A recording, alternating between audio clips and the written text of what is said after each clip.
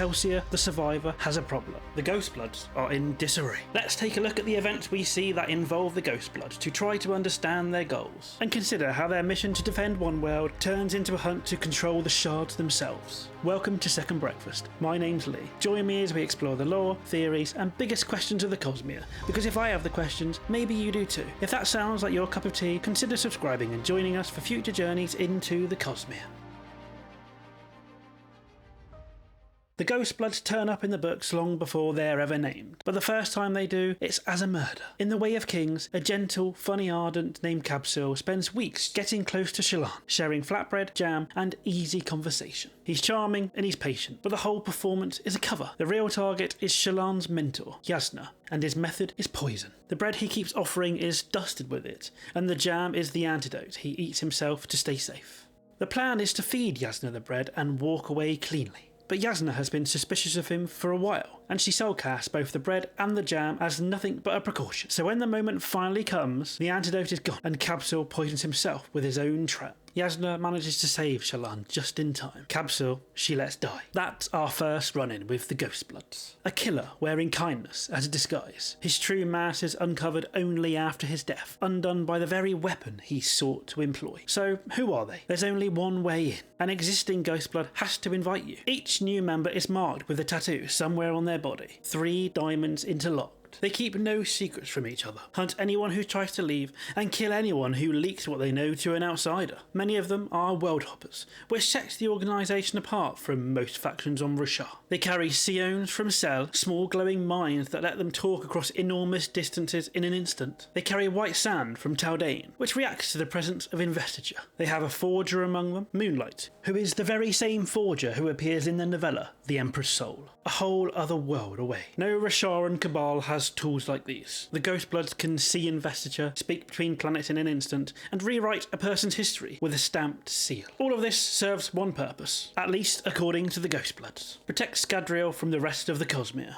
The Lost Metal ends with the Shard Autonomy making its move on Scadrial directly, an avatar worn by Wax's own sister and an off-world invasion ready behind her. The Ghostbloods were founded on Scadrial, and they have since spread across many worlds of the Cosmere, Roshar among them. What we're about to examine is one branch of a much larger body, a single cell operating a long way from home, and that branch sits somewhat apart from the rest of the organisation, its actions viewed by his own Scadrian associates as erratic. The gap between that Rosharan branch and the body on Scadrial is a real point of tension among the Ghostbloods. The leader is a man the Rosharans only really hear about. They call him Thydakar. Wit calls him the Lord of Scars. We all know him as Kelsier, the survivor, the man who broke the final empire, running a secret society across the stars from his home planet. And if you read Secret History, you know he can't leave. And it's that confinement that shapes everything the Ghostbloods do. Despite the significant Ghostblood presence, Kelsier has never set foot on Roshar. He reaches his agents through those Seons we mentioned earlier, his voice carried across the void from a planet away. Brandon has even described how he pictures him in these moments: a figure in a great cloak with a Seon hovering where his face should be. He gives orders to a branch of the Ghostbloods that he can never physically visit, and the Seon is his only contact with it. Which brings us to the real question. If you line everything the Ghostbloods do on Roshar and measure each goal against protect Scadrial, where do they actually end up? The answer is a long way from the home they're trying to defend. If protecting Scadrial is the whole mission, then every goal should trace back to it. Within that wider mission, the Rosharan Ghostbloods have one job above all others: carry Stormlight off-world, into Kelsier's hands. And why he wants that Stormlight comes down to his own predicament. When Kelsier cheated death, he did it by merging with the Well of Ascension, and this occurred after the death of his physical body to the Lord Ruler himself. And at this point, his ties to the physical realm were severed. But by tying himself to the Well of Ascension, this left him a cognitive shadow, bound to Scadrial, able to move through his own world's cognitive realm, but unable to cross into other worlds. He is, in essence, anchored to Scadrial, and he wants out of that confinement. By the end of Wind and Truth, cut off from Roshar's Stormlight, he is already pulling the operation back towards Scadrial. He wants investiture for 3 reasons, really. It sustains his very nature, since the cognitive shadow is a being of investiture, a force of mind holding his spirit together. It funds the Ghostbloods' operations across the Cosmere, but above all, by unlocking the secrets of how investiture can be moved between worlds, he hopes to solve the problem of his own confinement. A creature made of investiture, learning to transport investiture, so that he might one day transport himself. He needs a great deal of it then, and far more than Scadrial alone can give him. Most planets do not have easy access to investiture, hard to reach and jealously guarded. Roshar is the exception. It's actually the same reason Vashur goes there.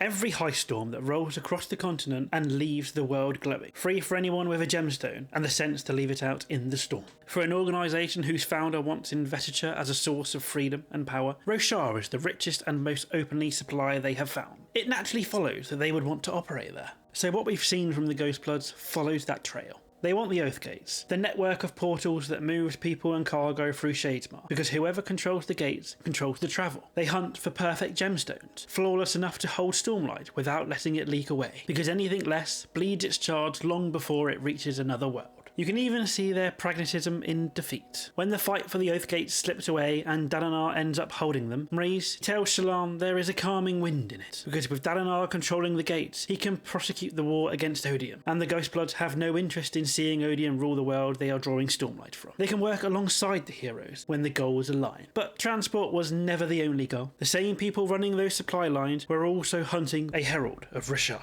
to lock them inside those gemstones. Let's take a look.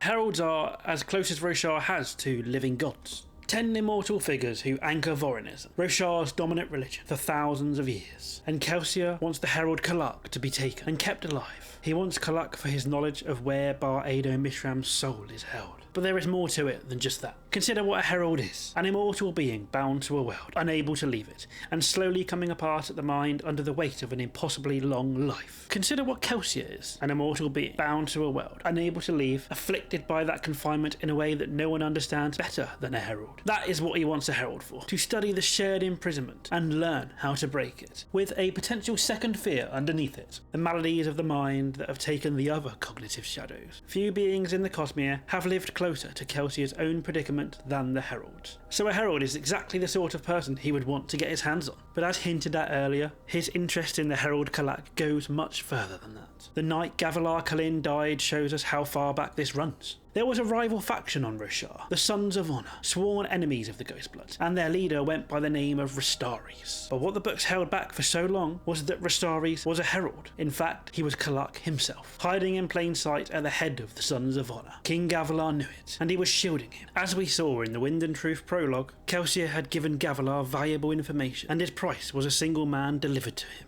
Rastaris. Deliver Rastaris or else. And Gavilar stalled, wanting to keep the Herald in his confidence first. So when Gavilar lay dying and told his assassin, "You can tell Thydagar, he's too late," the most likely meaning is the plainest one. The deal was off.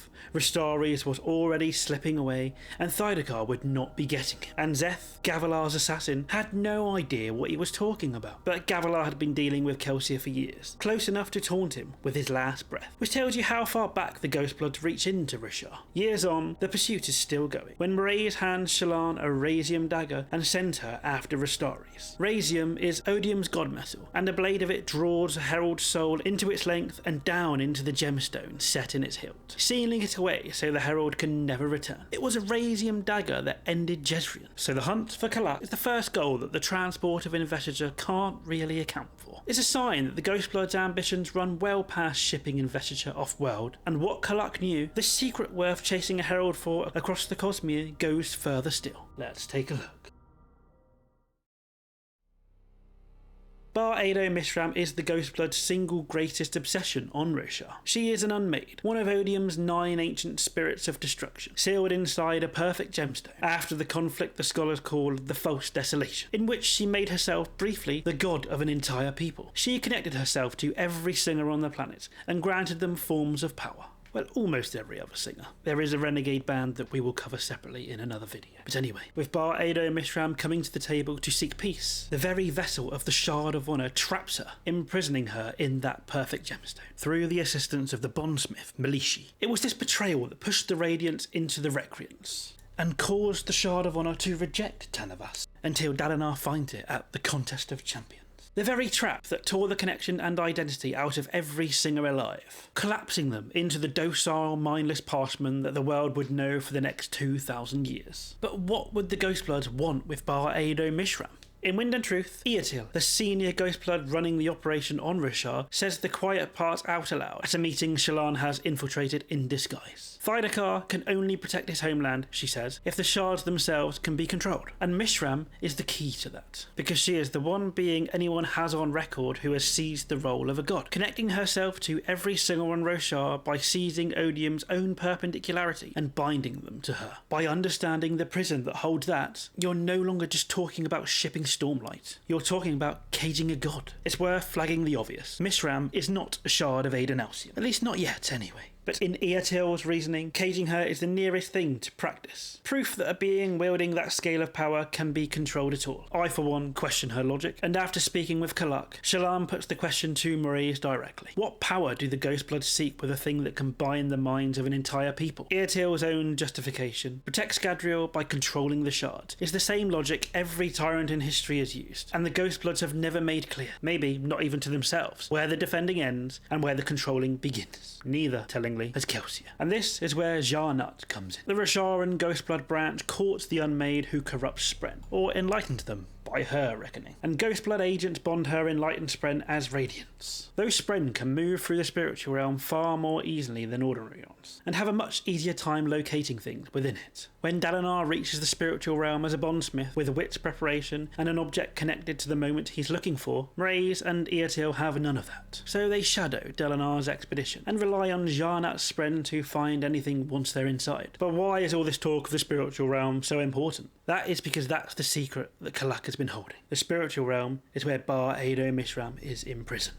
So then the pieces lock together. Jarnut leads to Mishram, and Mishram is leverage over Odium himself, the one who might keep him from ever reaching Scadrial. But notice whose operation this is. Iyathtil says they will find Mishram for her purposes, and that once they do, Thaidakar will finally see. Those are the selfish words of somebody acting first and expecting approval later. She knows Kelsier wants Mishram, but does she fully understand why? Kelsier's reason and Iyathtil's may not actually be the same. She wants leverage over Odium, but maybe that's just her read on why Kelsier wants Mishram. Think about it. Kelsier is a man who cannot leave Scadrial, and Mishram is a being who connected herself to an entire planet, and her imprisonment severed that connection completely. What was done to her is, on the face of it, a working method for cutting a being loose from a world it is bound to. So, with all this considered, let's look at the picture again. The Stormlight shipments need the Oathgates and the perfect gemstones. They sought out the Herald Kalak because he knew the secret of where Mishram was hidden. And Kelsier wants to find Mishram because what was done to her looks like a method for freeing himself from his own restrictions. But reaching her location needs Jarnut's Spren because her prison sits in the spiritual realm. Every goal is the price of the one above it, and when you follow the trail, somewhere along the way, protecting Scadrial became about caging gods.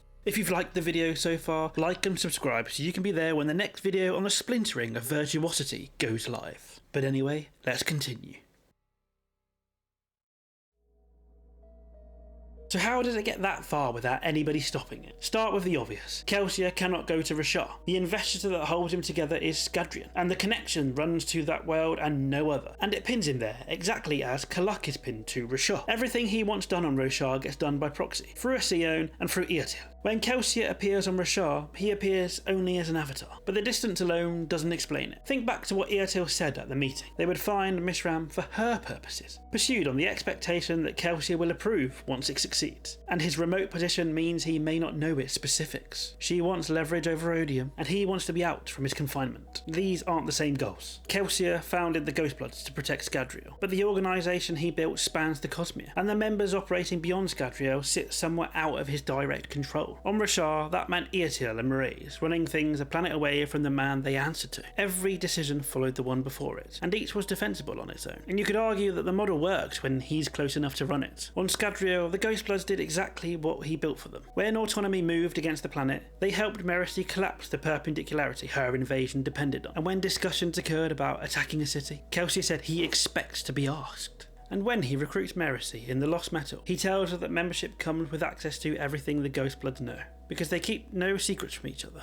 But we know that's not true. As confirmed in this word of Brandon, the secret that he no longer possesses allomantic powers is not known to the Ghostbloods. There's always another secret. He does nothing to correct them in their assumption. In the same conversation, he warns Iyathtil's brother that he is not to move against anyone in the city without Kelsier's permission. That is how Kelsier runs the people he can actually stand beside. And on Roshar, where Kelsier cannot intervene, they describe Iyathtil as having run amok. They are clearly not happy with the Ghostblood actions on Roshar, indicating tension between the two Ghostblood branches. There's also something further to consider here. Could it be suggested that the Kelsier we see in the books isn't really Kelsier anymore? We've spoke about this before. Zahel has spoke about it in length in The Rhythm of War. He says that for cognitive shadows, their humanity goes. They become spren masquerading as men, their mind bound by their intent, losing the ability to learn and grow until they are only more extreme versions of whatever they were when they died. And Kelsier's is not hard to name. He refused the beyond when he should have passed on, and the faith that grew up around him calls him the survivor. Furthermore, Sanderson has said that a cognitive shadow can be reshaped over centuries by how the physical realm perceives it, the same way it happens to the vessel of a shard. So put those two together, centuries of a planet praying to the survivor, to a man whose one fixed idea is also survival. If that is what Kelsier has hardened into, every other goal is subsidiary to it. Kalak, Mishram, Jarnut, all of it serves survival. And so the man running the Ghostbloods is the very embodiment of survival, simply wearing Kelsier's body. And maybe the coldness on Roshar is what's left once everything but the will to survive has burned away. But it's at this point it's worth highlighting that the books do complicate that picture somewhat. When Iyathtil is killed and the operation turns bloody, he's the one that says it went too far. There are also moments with Sazed where the old Kelsier is plainly still in there. Sanderson's own read sits between the two extremes. Kelsier, he says, is a complicated man whose moral compass has never really aligned with his own. That's fair enough. Kelsier is rather extreme, but Sanderson did also say that while Kelsier would think he hasn't changed in the years, the author suggests he has a little bit, slightly over the centuries. And Sanderson has already confirmed where this goes next. The upcoming Mistborn series is titled Ghostbloods, set on Scadrial about 50 years after the Lost Metal, in an era that reaches early computers and 1980s technology, and Kelsier and his brother Marsh are confirmed to return. Past that, everything is theory, though two ideas keep surfacing. Two ideas that are discussed in this very video. One is that this new Ghostbloods trilogy sets Kelsier's own Scadrian brand, built closer to his own values, against the ruthless off-world sales his absence let run loose. And of course, the Roshar and Ghostblood branch is the clearest evidence of what Kelsier's absence can produce. The other, perhaps more important one, is whether the Kelsier steering the trilogy is still a person making choices, or actually an intent that has already hardened into place somewhere along the way. Question Sanderson himself has all but invited by admitting that he isn't sure Kelsier can be trusted into making good decisions. And when the Ghostbloods finally releases, we will learn whether Kelsier is still the one making the calls, or whether all that's left in charge is the intent that used to be the survivor. To close the video out, here's what stays with me about the Ghostbloods. By the end of Wind and Truth, the Rosharan branch is gutted. Mraize and Iyathtil are dead, killed by Shallan, the very agent they were trying to recruit. Mishram is loose in the world again, and with Stormlight gone from Roshar, the richest reason to be there has gone with it. And Kelsier tells Shallan herself that the branch's interest in the planet are much more reduced now. Iyathtil's brother is still out there, and he will want a reckoning with Shallan. With Shallan in the cognitive realm, could that reckoning be coming sooner than we think? Perhaps we will see her in that series. But all of this grew out of one man's attempt to reach somewhere he was never allowed to go. Kelsier conquered death, he brought down the Lord Ruler and 1,000 years of tyranny, and he still can't leave his own planet. Let me know what you think the Ghostbloods are up to, because if I have the questions, maybe you do too. Thanks for watching, and I'll see you in the next one.